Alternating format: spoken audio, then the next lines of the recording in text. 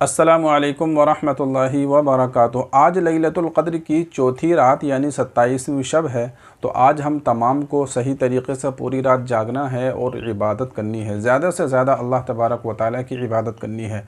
आज की रात के ताल्लुक़ से मैं आप हज़रात को, आप लोगों को एक ऐसी हदीस सुनाने जा रहा हूँ कि आज की रात अगर आपने इबादत कर ली तो फ़रिश्ते आपको सलाम करेंगे, फ़रिश्ते आपसे मुसाफ़ा करेंगे और फ़रिश्ते आपकी दुआओं पर आमीन कहेंगे।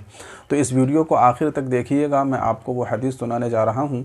वो हदीस सुनने के बाद यकीनन आपको इस रात में इबादत करने की और ज़्यादा दिलचस्पी हो जाएगी और ज़्यादा आपका इबादत के अंदर दिल लगने लगेगा।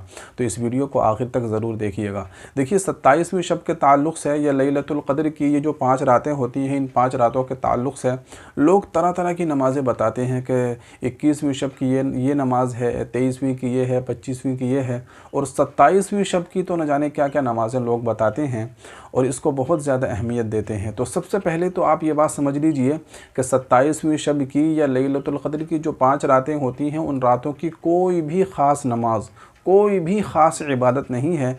जितने भी इबादत के काम हैं, आप सारे के सारे इबादत के काम कीजिए, बस यही इन रातों की इबादत है।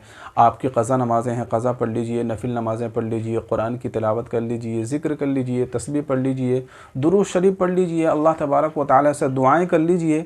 यानी इबादत के जितने भी काम हैं वो आप सारे के सारे कर सकते हैं। यही इन रातों की इबादतें हैं। कोई ख़ास इबादत अल्लाह के नबी अलैहिस्सलातु वस्सलाम ने बताई हो, ऐसा कुछ भी नहीं है। बस हाँ, ये है कि आप इशा की नमाज़ पाबंदी के साथ जमात के साथ पढ़िए, फ़जर की नमाज़ जमात के साथ पढ़िए और उसके बाद में तरावीह का अहतमाम कीजिए और ख़ास तौर से तहज्जुद का अहतमाम तो ज़रूर हमको करना चाहिए, पूरे रमज़ान करना चाहिए।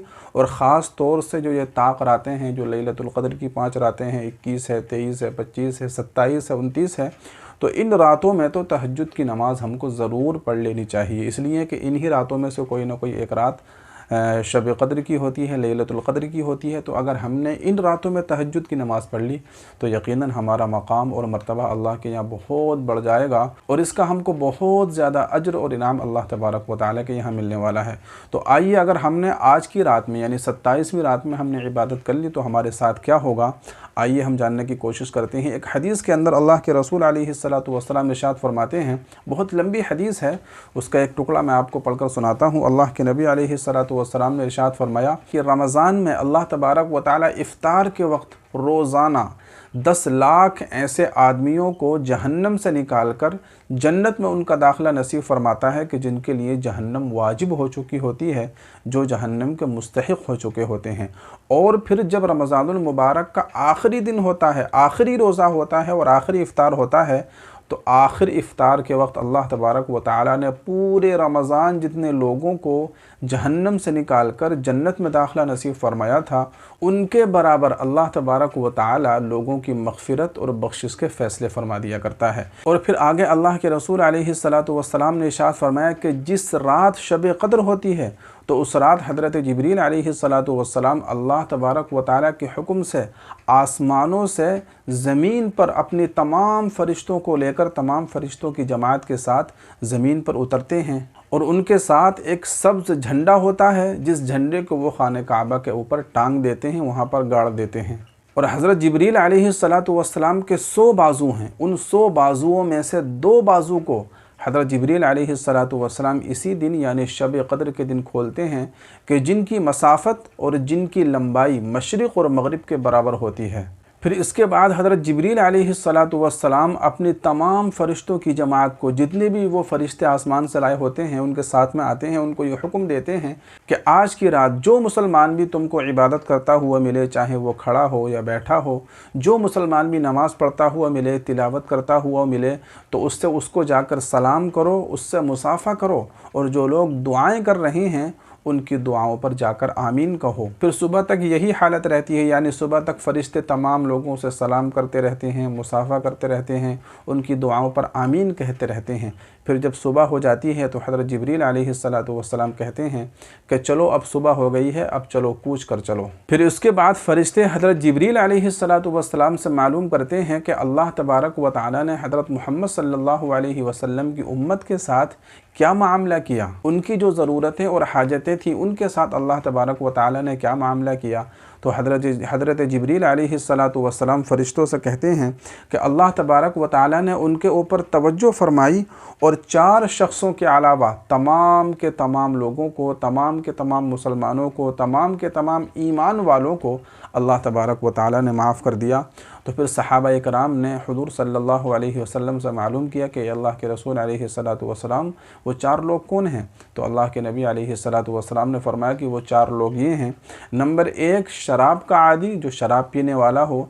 नंबर 2 वालिदैन का नाफरमान। नंबर 3 तर्क ताल्लुक़ करने वाला, यानी रिश्तेदारियों को तोड़ने वाला। और नंबर 4 अपने दिल के अंदर हसद रखने वाला, कीना रखने वाला, कपट रखने वाला। इन 4 लोगों के अलावा अल्लाह तबारक व तआला दुनिया के तमाम मुसलमानों को माफ़ फरमा दिया करते हैं। तो ऐसे 4 लोगों की मग़फ़िरत और बख्शिश इस रात के अंदर भी नहीं होती। इसलिए अगर इन 4 गुनाहों में से कोई गुनाह हमारे अंदर है तो हमको उसको छोड़ देना चाहिए। तो अगर ये 4 लोग भी अपने गुनाहों से तौबा कर लें, माफ़ी मांग लें, तो अल्लाह तबारक व तआला इनको भी माफ़ कर सकता है। तो बहरहाल अब सोचने की बात यह है कि देखिए, इस रात के अंदर जो बंदा भी इबादत करता है तो फ़रिश्ते उनसे सलाम करते हैं, मुसाफ़ा करते हैं, उनकी दुआओं पर आमीन कहते हैं। अब ज़रा गौर कीजिए कि फ़रिश्ते के जो बिल्कुल मासूम हैं, गुनाह उनसे बिल्कुल होता ही नहीं, अल्लाह तबारक व तआला की हर वक्त वो इबादत में लगे रहते हैं। ऐसे फ़रिश्ते ईमान वालों से, मुसलमानों से मुसाफ़ा करते हैं, सलाम करते हैं और उनकी दुआओं पर आमीन कहते हैं। और फिर अल्लाह के नबी अलैहिस्सलातु वस्सलाम ने ख़ुद आखिर में ये बात इरशाद फरमा दी कि अल्लाह तबारक व तआला ने तमाम लोगों की, तमाम ईमान वालों की, मुसलमानों की ज़रूरतों और हाजतों को पूरा फरमा दिया और उनकी मग़फ़िरत और बख्शिश के फ़ैसले फरमा दिए। तो इसलिए इस रात के अंदर हमें ज़्यादा से ज़्यादा इबादत करनी चाहिए। जितने भी इबादत के काम हैं ज़्यादा से ज़्यादा करने चाहिए। नमाज़ें पढ़नी चाहिए, तिलावत करनी चाहिए, ज़्यादा से ज़्यादा अल्लाह तबारक व तआला से दुआएं मांगनी चाहिए। तो इसलिए इस रात को मिस बिल्कुल मत करना, ज़्यादा से ज़्यादा इसके अंदर इबादत करना।